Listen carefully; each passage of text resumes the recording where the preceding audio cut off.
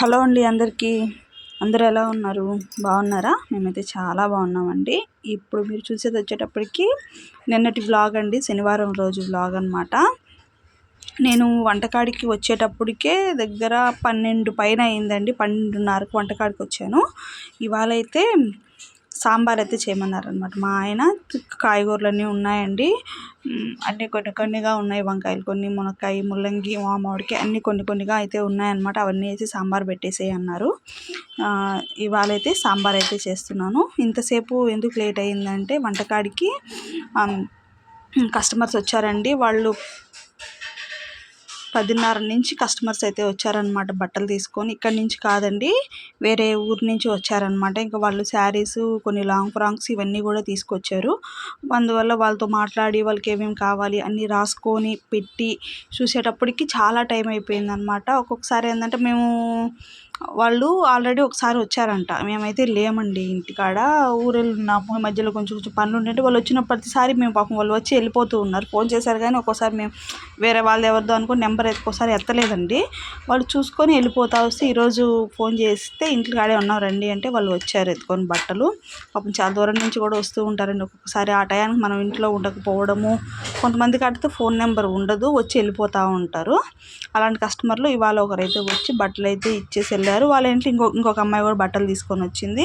కొన్ని బట్టలు ఉంటే ఆ అమ్మాయి తీసుకొని వెళ్ళి కాసేపు కూర్చొని మాట్లాడేసి వెళ్ళిందనమాట. ఇంకా మాకు వంటకి కొంచెం లేట్ అయిపోయింది అన్నట్టు. ఇంక ఇవన్నీ చేసేసుకొని ఇంక ఈ లోపల అత్త కూడా వచ్చిందండి. ఈరోజు అక్కడికి వెళ్ళలేదు, నానమ్మ ఇంటికి వెళ్ళాడు. కానీ నిన్న శుక్రవారం రోజే వెళ్ళాడు. వాళ్ళు ఇంకా ఈ శనివారం రోజు అత్త ఇంటికి వచ్చారనమాట. ఇంకా మా అత్త లోపల కూర్చొని ఉంది. ఇంక నేను కస్టమర్స్తో మాట్లాడేసి అన్నీ అయిపోయిన తర్వాత వెళ్ళి అయితే వంట అయితే చేశానండి. సాంబార్ అయితే అయిపోయింది. ఇది ఫస్ట్లో అయితే సాంబార్ చేయడం అయితే అస్సలు వచ్చేది కాదండి నాకు. ఇప్పటికి కూడా పెద్దగా రాదు. అత్త బాగా చేస్తుంది, అమ్మ బాగా చేస్తుంది అనమాట. నాకు ఏంటంటే వాళ్ళ ఇద్దరిది చూసి నేను ఎట్లా చేయాలన్నది నాకు కరెక్ట్గా రాదు. వీళ్ళు అత్త చేసినట్టు చేద్దామంటే ఒకలాగా వస్తుంది, అమ్మ చేసినట్టు చేద్దామంటే ఒకలాగా వస్తుంది. నేనేం చేశాను, ఇద్దరిది కలిపి ఒక్కొక్కసారి చేస్తుంటుంది, అది ఒక రకంగా తయారవుతుంది. మళ్ళీ ఏంటంటే కొన్ని చూసి ఇద్దరిది ఒకసారి చూసి ఇలా చేస్తే వస్తుంది అన్నట్టుగా ఒకరిది మైండ్లో పెట్టుకొని ఆ విధంగా అయితే సాంబార్ చేస్తాను. ఇంక మిగతా కూరలన్నీ పర్వాలేదు బాగా చేస్తాను. సాంబార్ కాడికి వచ్చేటప్పటికి ఆ సాంబార్ చేయాలంటే మనకు చాలా అంటే చాలా టెన్షన్గా అనిపిస్తుందండి. ఎన్ని రకాలు వేసి చేసినా టేస్ట్ వచ్చేది కాదనమాట నాకు. అది ఎందుకో తెలియదు, చేయడంలో ఏదో ఫాల్ట్ లాగా. సాంబార్ వరకు అన్నీ వేస్తాను కానీ ఏదో తక్కువ ఎక్కువ అన్నట్టుగా అనిపిస్తూ ఉంటుంది. ఇప్పుడు కొంచెం నేర్చుకొని ఇప్పుడు కొంచెం పర్వాలేదండి, బాగానే చేస్తున్నాను అనమాట. నిన్నైతే ఎండ అయితే ఒక మాదిరిగా కాసిందండి, చిన్నగా కాదు. ఒక పక్క కూలర్ వేసుకొని ఉన్నాము, 2 కూలర్లు వాడుతున్నాము, అలానే ఫ్యాన్ వేసుకున్నాము. అయినా కూడా సెగ, అట్లే ఫ్యాన్ వేసినా కూడా సెగ అట్టే దిగిపోతూ ఉంది కింద. ఇంకెక్కడ మిషన్ మీద కూర్చొని కుట్టేది, వచ్చిన వాళ్ళతో మాట్లాడను, బట్టలు తీసుకోను, ఇవే సరిపోతుంది. ఇంకా బట్టలు ఎప్పుడండి కుట్టేది? వాళ్ళు ఏంటంటే బట్టలు ఇచ్చాం కదక్క ఎప్పుడు ఇస్తారు మీరు అనేది అడుగుతూ ఉంటారు. ఎండలకి ఎక్కలేకపోతున్నామండి. 3-4 గురువారం రోజు ఎక్కిన మిషన్, ఇంతవరకు మిషన్ అయితే ఎక్కలేదు నేను. అందువల్ల కటింగ్ వీడియోస్ పెట్టాలి అన్నా కూడా వీడియోస్ పెట్టలేకపోతున్నాను, ఎందుకంటే కట్ చేయలేకపోతున్నాం అనమాట. ఎండ సెగకి ఇక్కడ ఉండి బ్లౌజెస్ కట్ చేసి కుట్టాలి అంటే కట్ చేసి పెట్టేసినా కానీ అవి కుట్టు పోసి అంత ఓపిక కూడా లేదు మాకైతే. ఎండకి అంత నీరసం వచ్చేస్తుంది కదా. బాగా వాటర్ తాగండి, మజ్జిగ తాగండి. వీలైతే టైలరింగ్ చేసే వాళ్ళైతే రోజుకు ఒక 2-3 టెంకాయలైనా ఖచ్చితంగా తాగాలండి. లేదు అంటే లేనిపోయినటువన్నీ బయటపడతాయి అన్నమాట. మళ్ళీ మిషన్ కూడా 4 రోజుల నుంచి భలే సతాయిస్తూ ఉందండి. ఈ మధ్య అంతా కూడా మిషన్ ఏంటంటే సౌండ్ వస్తూ ఉంది, ఎక్కువ స్మూత్నెస్గా అయితే మిషన్ మూవ్ అవ్వట్లేదు అనమాట. కొంచెం కుట్టు తేడాగా పడడము. మిషన్ కూడా చాలా ఏళ్ళు అయిపోయిందని, బాగా ఎక్కువ వాడతాం కదా, బట్టలు ఎక్కువ కుట్టడం వల్ల ఏంటంటే సర్వీస్ అయిపోయినట్టుంది దీనికి.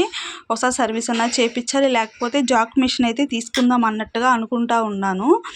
ఇప్పటి నుంచి కాదండి, జాక్ మిషన్ ఒక 2 years నుంచి అనుకుంటున్నా తీసుకోవాలి అని. అయితే ఈ ఇయర్లో ఎట్లా అయినా ఒక 2-3 నెలల్లో తీసుకోవాలని అయితే టార్గెట్ అనుకొని ఉన్నానండి. అడిగేసి వచ్చామన్నమాట. మొన్న ఎల్లుంటే బజార్కి మన ఊర్లో అడిగేసి వచ్చాము.